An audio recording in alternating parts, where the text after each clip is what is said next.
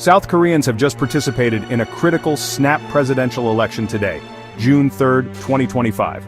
This election was held a full 2 years ahead of the original schedule.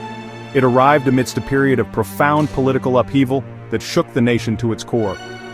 The necessity for this early vote underscored the seriousness of the democratic challenge South Korea faced. Citizens approached the polls keenly aware of the high stakes involved. This was not merely a routine democratic exercise, instead it represented a national response to an unprecedented crisis. The accelerated timeline for this election highlighted the urgent need for renewed stability and leadership felt across the country. The path to this election was paved by deeply unsettling events. Former President Yoon Suk-yeol made a controversial declaration of martial law on December 3, 2024. He attempted to use this extreme measure to seize control of the National Assembly, the heart of South Korea's legislature. This audacious move sent shockwaves throughout the democratic nation. It also drew swift and widespread condemnation from international observers. Mr. Yoon's actions were widely perceived as a grave assault on the country's hard-won democratic institutions. The ramifications were immediate and severe, plunging South Korea into its deepest political crisis in decades. This declaration became a defining moment. The political consequences for Mr. Yoon were swift and decisive. The National Assembly moved to impeach him on December 14, 2024, just days after his martial law decree.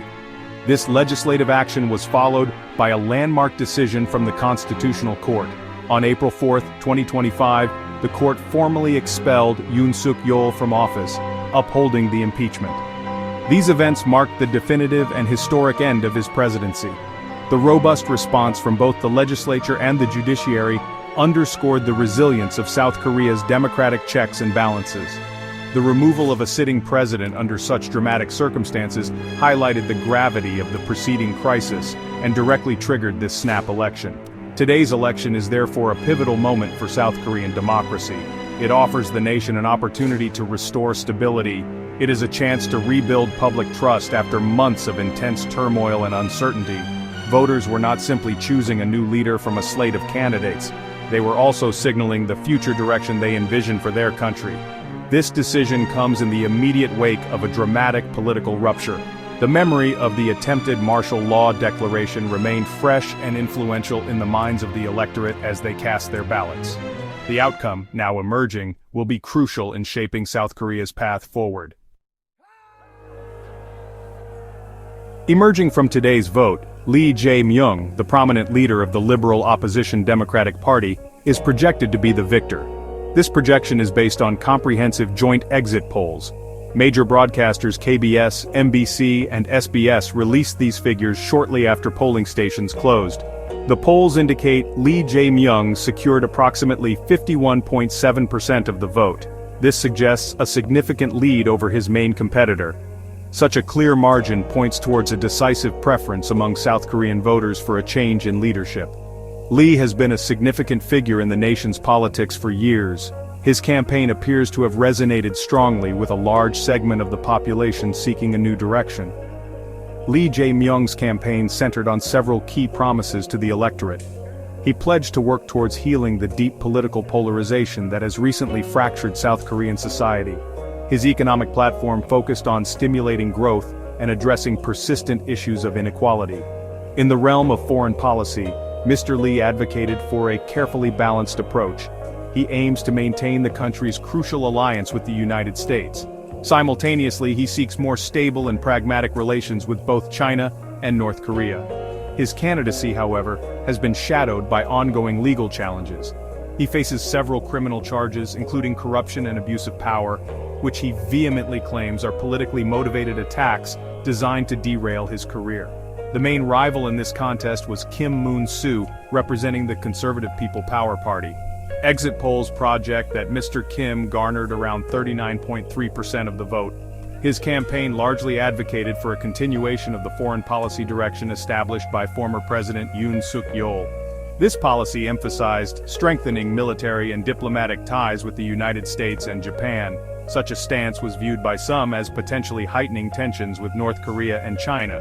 This presented voters with a clear contrast to Lee Jae-myung's proposed Diplomatic Balancing Act. Kim's platform appealed to those voters who prioritize a robust national security posture and deep alignment with traditional allies. Other candidates also participated, reflecting a broader spectrum of political opinion. Lee Jun-seok of the New Reform Party notably secured a projected 7.7% in the exit polls.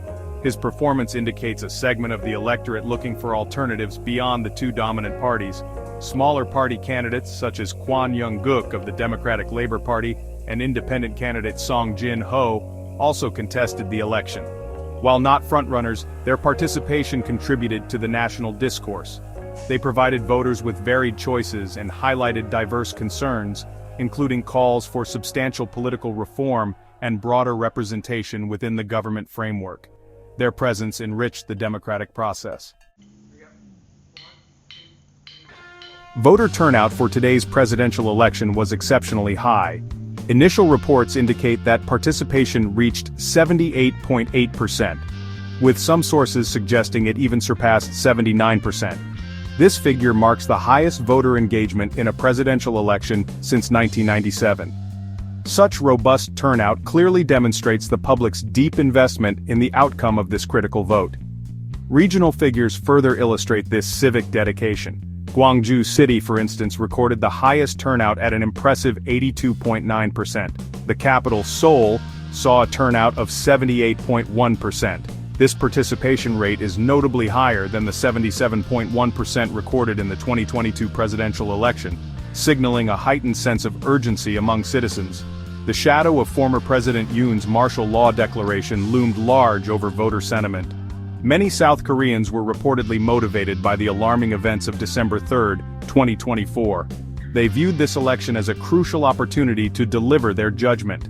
Park Chan-dai, a leader within the Democratic Party, commented that the people had made a fiery judgment against the insurrection regime. This feeling was widespread. Many citizens saw Mr. Yoon's actions as a fundamental betrayal of cherished democratic principles. On the other side, Na Kyung-won, co-chair of the People Power Party, expressed considerable shock at the decisive exit poll results, underscoring the magnitude of the political shift. Younger voters in particular voiced a range of pressing concerns that significantly influenced their choices. They expressed strong desires for the new president to urgently address issues like the scarcity of affordable housing. Job creation and overall economic stability were also paramount for this demographic. Persistently high youth unemployment rates, the long-term sustainability of pension reforms, and ongoing debates about gender discrimination were prominent anxieties. These concerns reflect a generation grappling with significant economic uncertainty and complex social challenges. They are looking to the new leadership for tangible solutions and a commitment to building a more equitable future for all South Koreans. Election day itself was not without minor disruptions, although the process was largely orderly.